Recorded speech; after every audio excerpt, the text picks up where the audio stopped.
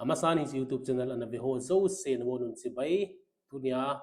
yung holim na diu topic hele sepai inupa ke kalthu ti hin chi ka hin select na zita chu hele emite adin Indian Army Assam Rifle ti hovela pangitam win amen deu ti ding ham leka sim na langa asang be lo ho adingin sepna na to na amen api penai to penu khat jong ni hin i society sunguba sepai panglai tamin sepai pension jong tamin pension ho jong na tu na chum tongin ina loi gampang ma tong loi company tong loi ti hovel hitin yu movin tua hung focus jep diu hi le sepai tua on service na lai adia Indian Army le Assam Rifles on service na lai ja mun chum ma posting le ho ama ho ading zema hing ke holim diu hintin ichi ka hin sei nom na adang azidang kan hele sepai sunga hin boina nei atam ma jengin keita jong episode nga kan se bangin Assam regiment akan umlo bangin Assam regiment sunga emite boina tam ta khat hanasim di le around 20 lang chu walding hitan mi case kan boi pi ho hi ito bang hiya ito bang boina hiya ito bang kan solfa bana ipi hung ti ham ti ho hi halka khana hung ki holim di hintin amin bang ju se lo diu hi jong le aboina hi ho to bang hi le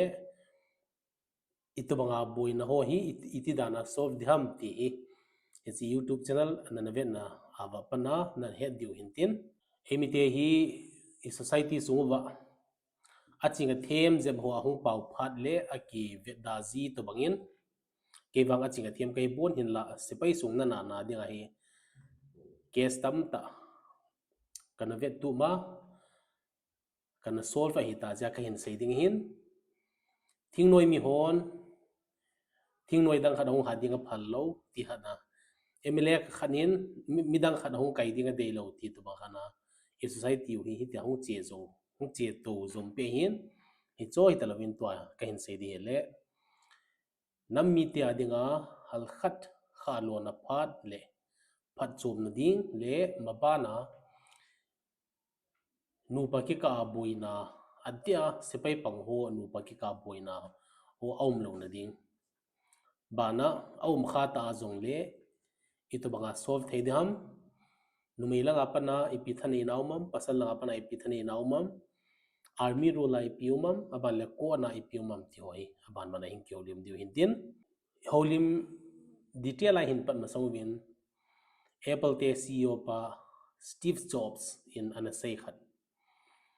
if you want to make everyone happy then sell an ice cream atin mizo sin na su lung thai no ma hi le ice cream zo in pangin atin it's he imi sa cookie zo nammi te namlam kai ti adinga zong Steve Jobs thu se hi thu ta gel the ma hin aji chu society nam khat chi khana lam kai ong hiding hi adem ding mong hi opposition lo lam kai ti ngai lo hi opposition lo lam kai ti chu Vladimir Putin a hi lova le China te Xi Jinping ti holoi bo hiding hin amo hi one party hi zewa hin in la lam kai khat democratic society lam kai khat ki ti hi opposition te ding opposition ten ama apu pa khanga adu da ti ho sei di hilo ama na to dan a policy plans and strategies anei ho ana to ho athil bol ho adi lo ho corruption ho ti ho velin ichija keizong ichi kai clarify kain ki bol masa nom na pen chui pham ti le mi ve da chu ki chang te hi mi chunga vai hom le mi ve da ki chang te hi mi khat ko ma case ki bol ding mi honga hi le case a chu khadin azodi khan azolo ding ti na hi jingin gal ki do zong khutima nuwa hel zong khutima khadin azodi khadin azolo ding na bon bin kain lungse ne ti thei lo hin ja he ke zong anom nomin se ta hen ho ka sapoi anom nomin It's YouTube channel and veon lang anom nomin vet davi lang anom nomin subscribe like share anom nomin unlike unsubscribe unshare ti ding ham intin ai le emites ngwa ki ngol bol now ti ding ham it's example in khalin ping gatin network mobile tower masang lai thing thanga ma mobile tower masang lai mobile phones ta copy lam ka copy sung bo bo aum lain kyo kolang network nai lo lai twinning khuwa twinning te football ground ahin anoi langa thingphung kom la hin network amat namun omin it's network amat ta jin network namun hi amel chin ding in thing ho pia thing ke ho bi ho ki koi jin hecha chon phone bolding phan hi chimun chen hin aga ki che jin abang hanin thingphung ho phut jin hecha chon phone ki koi den jin aile amin wang chu sei dautin khatve hi minu khana chapa sepai pang training lai ta hin hecha chun achapa ho pi nomin silong langa chu phone nom ta thunga hi tam minu chun achapa sepai training ball silonga sepai training ball am chu ho pi nom si in hechi akhosung mi te phone ball am te ko mahin balance abeiza na penang ka chapa khabe ni ho pi sa tin phone number chu pin aila mani zon nu pinu chu hal khat angol bol thimu hita to na to banga ni hintin chapa number hi dial ma song vin nu pinu ko ma sei pi vin na chapa na ho pi tiang le thu cheng ni na sei zol se le over na ti ding khuti lo le network be che de khanun jong ole tin it is in phone and bol vin hong ki ho ta na chapa to mobile phone a hong ki ho ta vin boy na dam jing na over atin ita hong ki ho thu se le ale na training nom hinam over atin over na khuti ti ja khatte ni la aki sat li di na nui lon vin acha pa jong chon nu I bola over nei ti jing ke ham tile ipiti ham boy over atin ita hi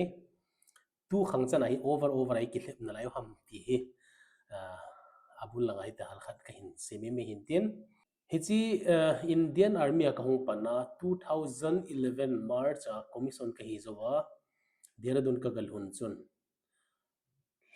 thakhat to bang hi lines atiu barek sepaite gi namun ho barek lines hi lo le barek akitin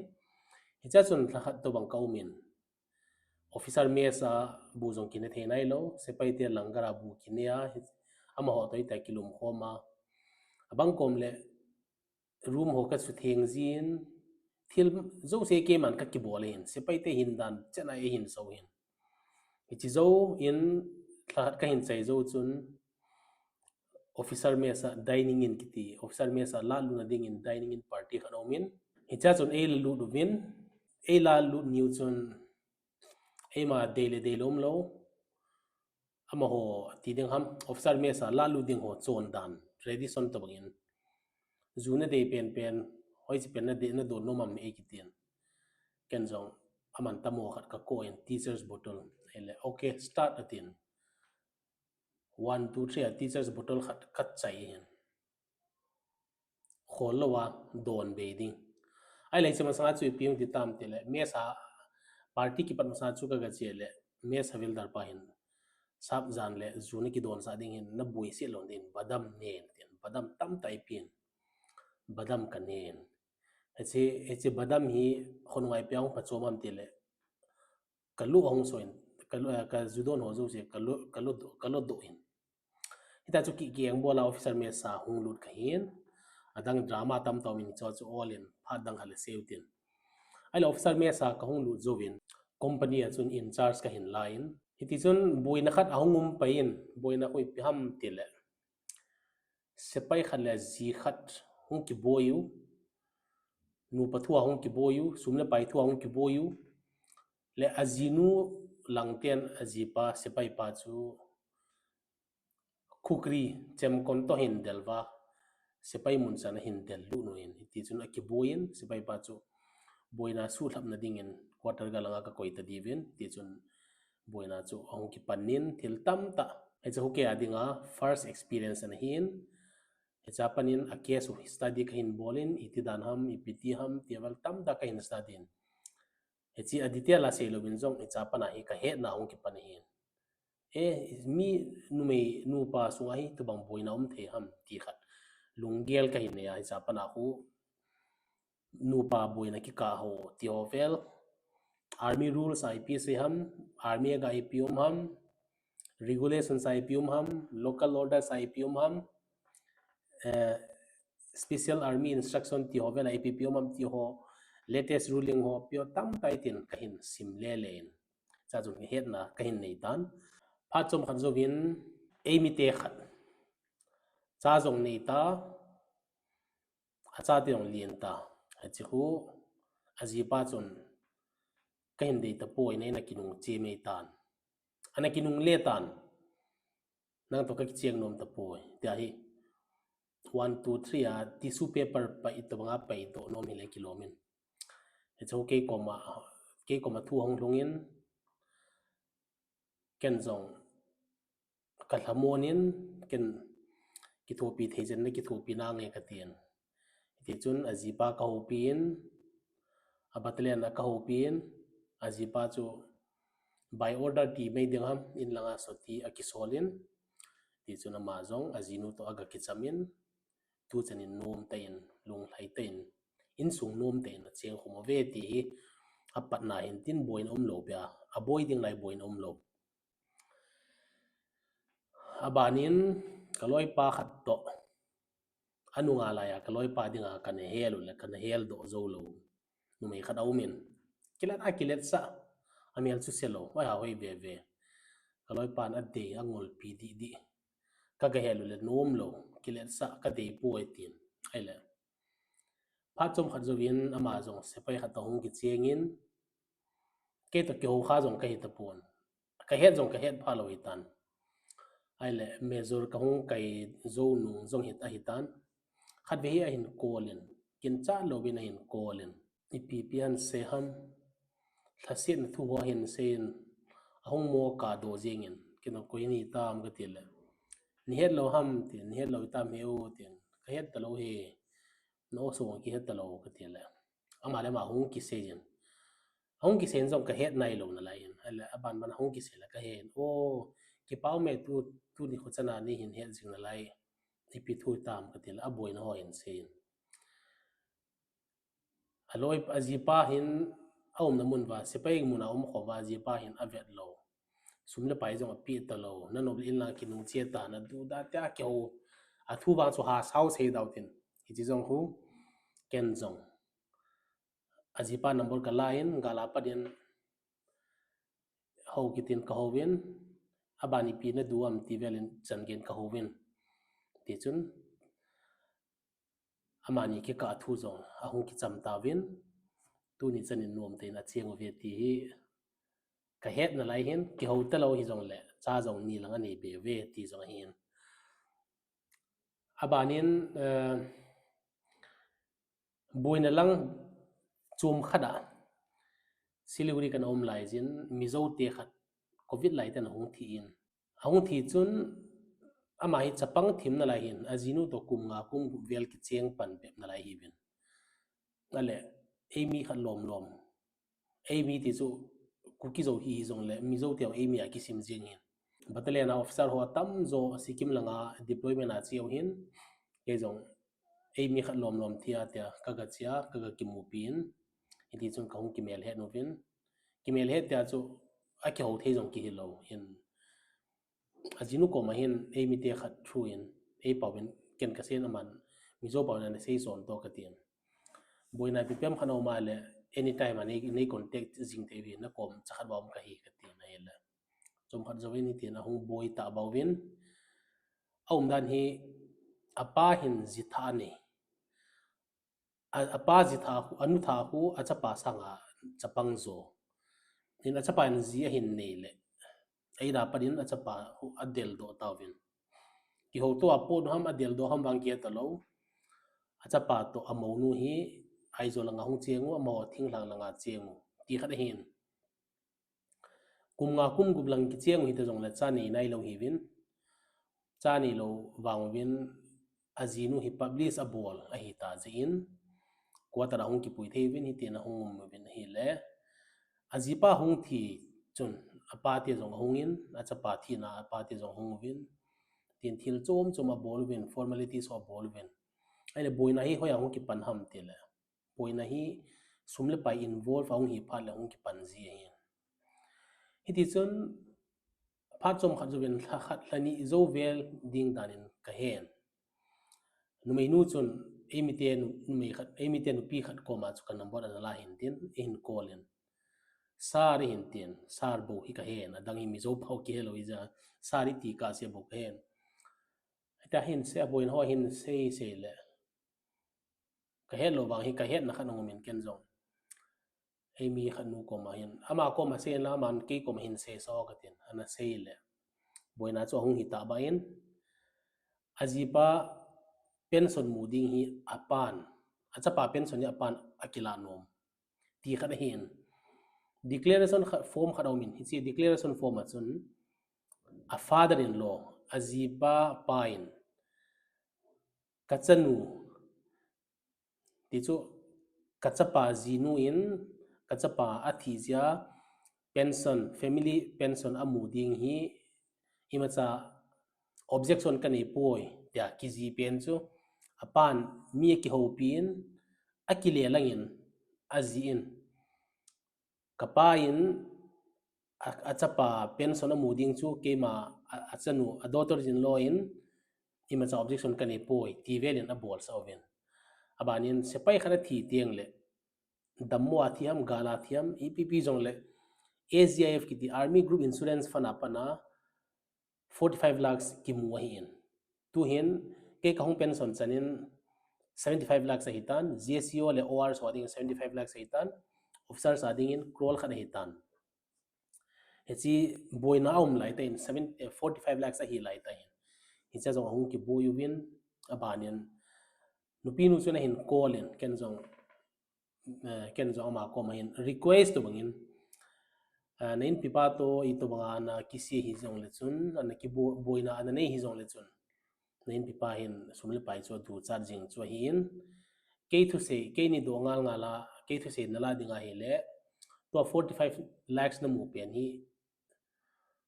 nain pipa cho ke khat ki hop phijing in ho poi nang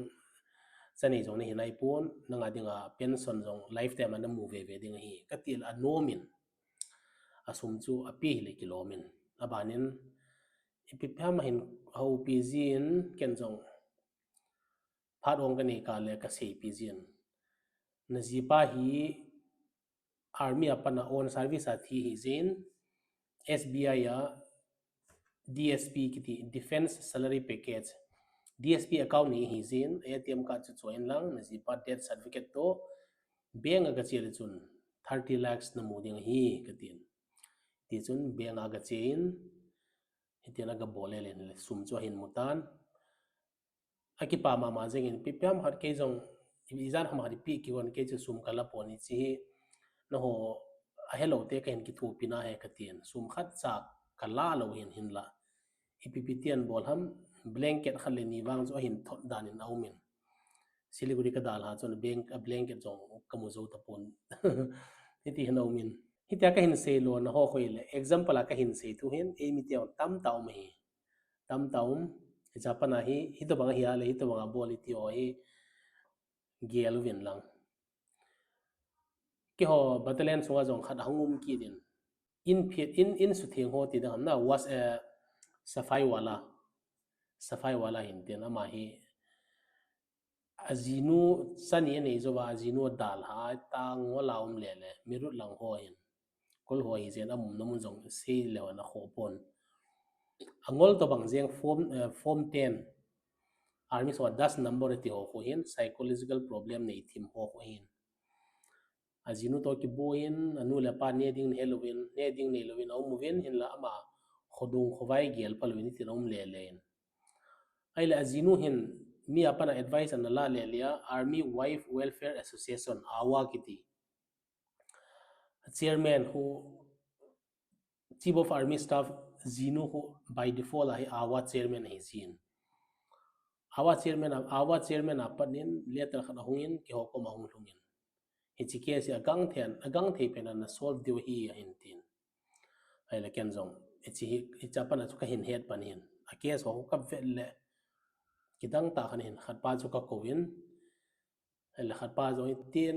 thu chom asen ken zong by order ai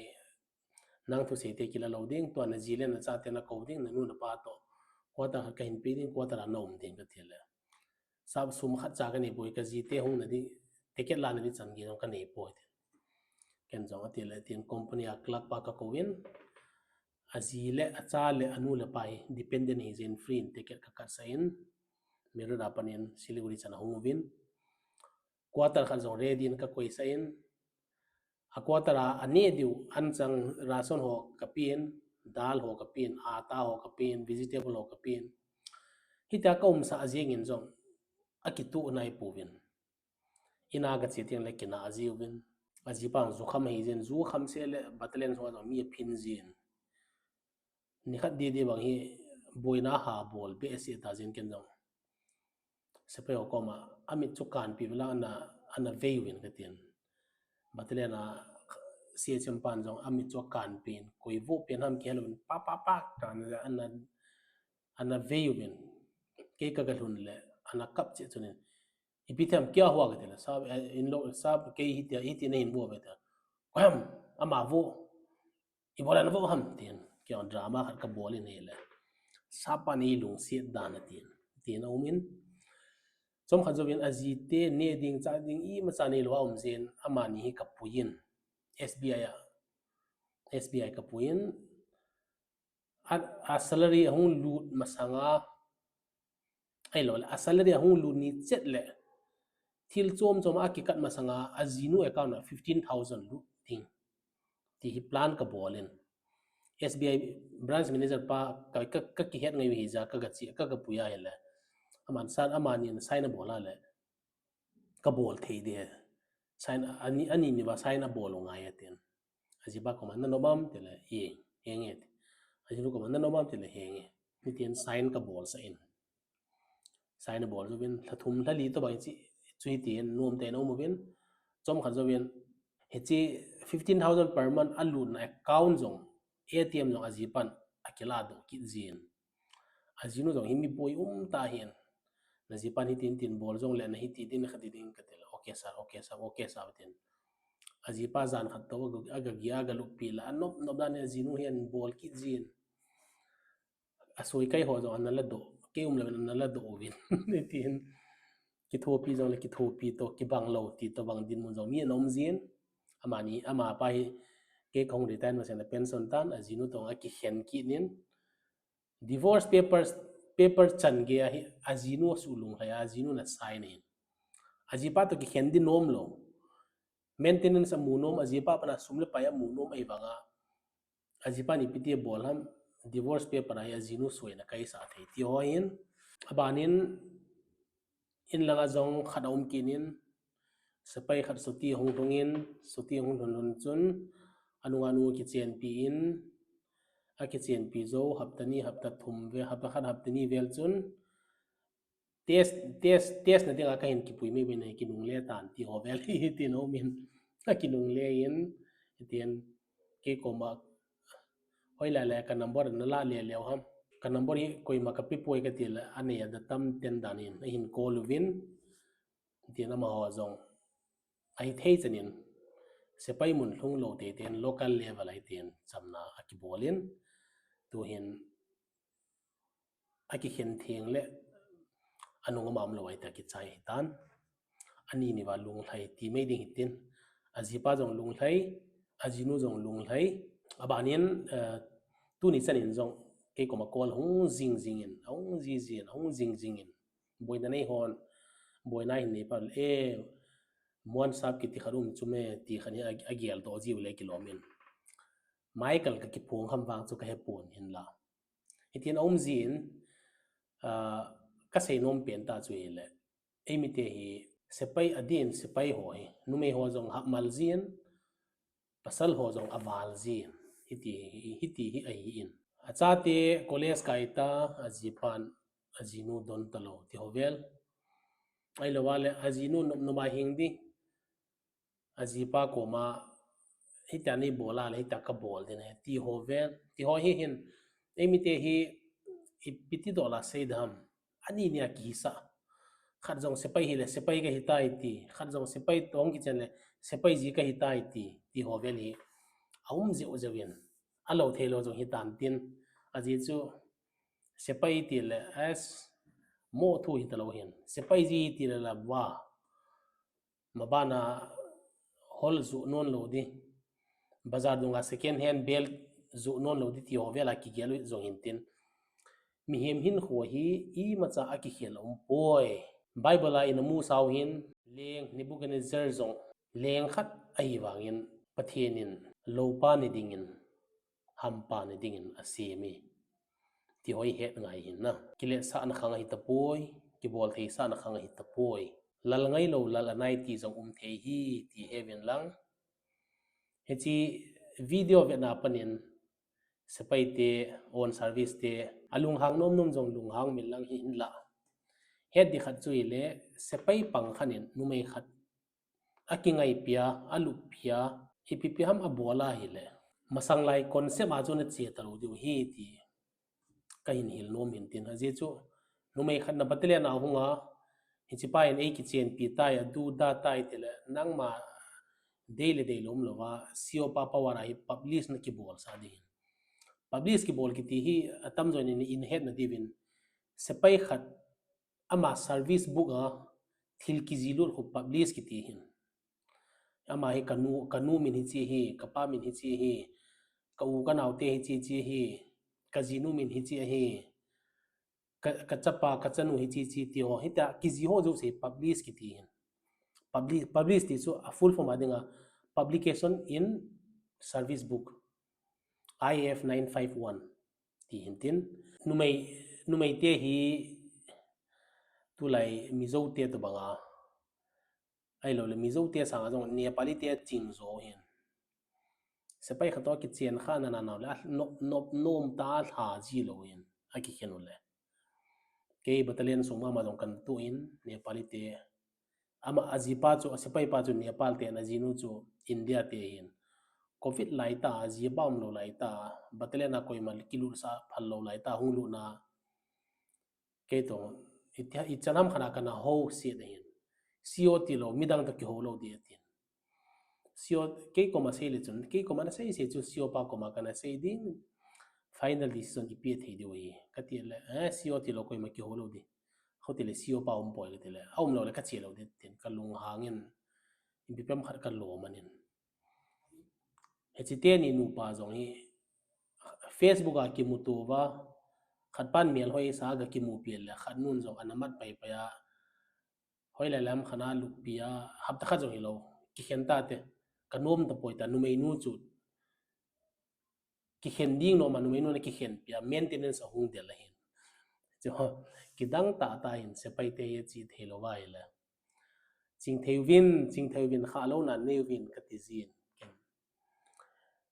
abanin numei langa jong boina tam taum zin numei te jong ajipa te gin mo thei dinga mu ai lo wala sumle pai manage dan them lo ajipa he lo ka mi ko ma sumba ki anala ziu ainda ama hole ma ho ki se pa le ki se thieng ziu ti ho velo min it's ho apana no in sum boi hung ki panin ke marriage counselor hi jong lang case lang to ki se ka hin se hin numei te hin pasal te to hung ki cheno le thi chana dinga ka ji ei tai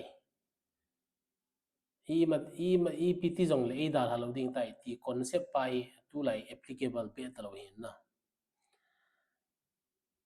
upat nunga chate nunga golang nunga ki khen jong mi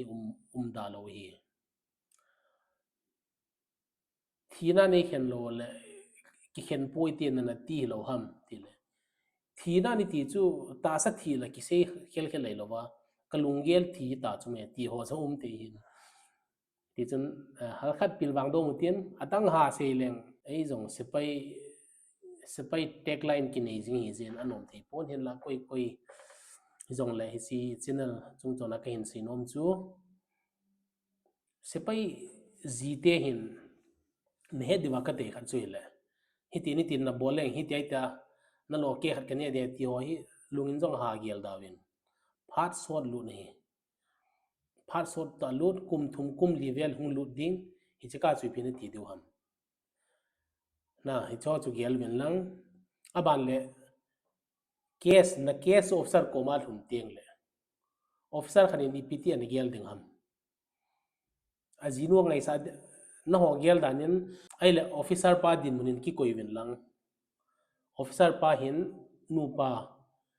nupa boy na ne ho hi koi zo ngai alim sa zo dem azinu attention na pezo dem azipa attention na pezo dem abang khanin azinu angai ho de an ti jiben hinai sai lo hi azinu se pe ade ngai pina to ham ala zipa chu zamang le piti di azinu duty hung bol di ti khan chu na gel do ngai na numei chu kiza hi se pai so okay ma'am yes ma'am sab yes adu da kiti jong le boina hung hi phal le koi ham gal muna gal ka kap ding koi ham duty bol ding azipa chu me azipa chu ki thu pi thei chana ki thu pi hi ti hin het diu se pai so le kha khan hung thun chu inoma hi le a pe pe naw chai thei inob lo wa hi le akum kuma jong lu thei sepai kiti hi officer te to kinai chakhana relation hoi phata jing hin nang azina hi mana najipa chu nomin ga se le chun najipa ana vu diwa na sat diu hi lo hi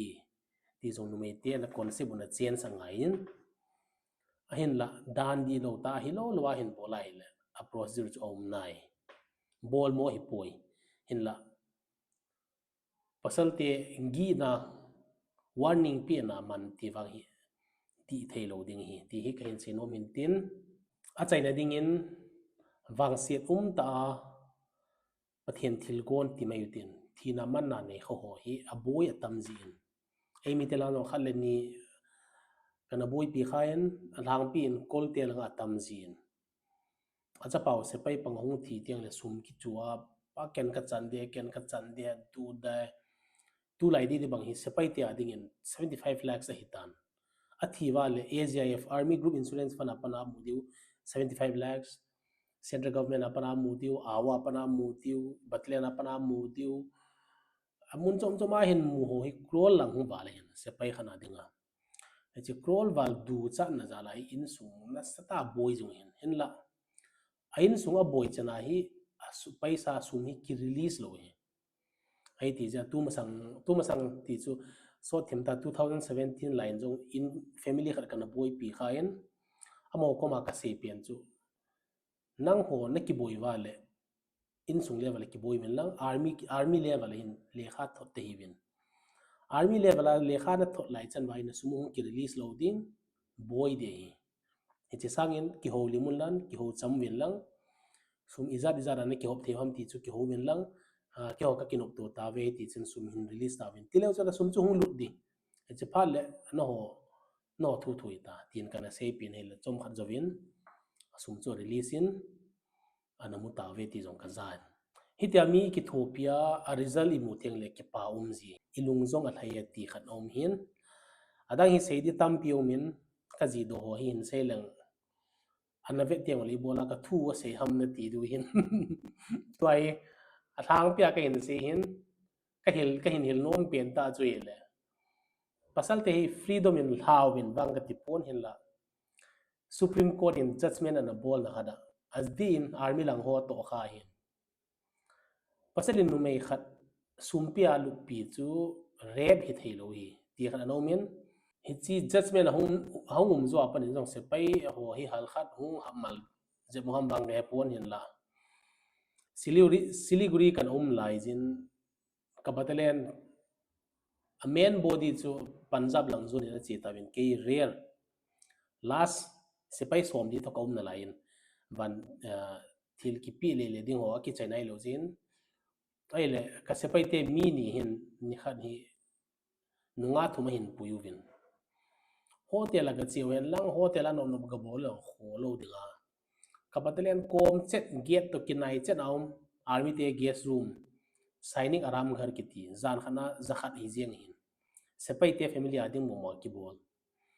hicha chun sepai ni gate kyo fencing chunga leng to in nunga thuma ga ki mu piven room sunga ipitian bol ham a in charge pa retire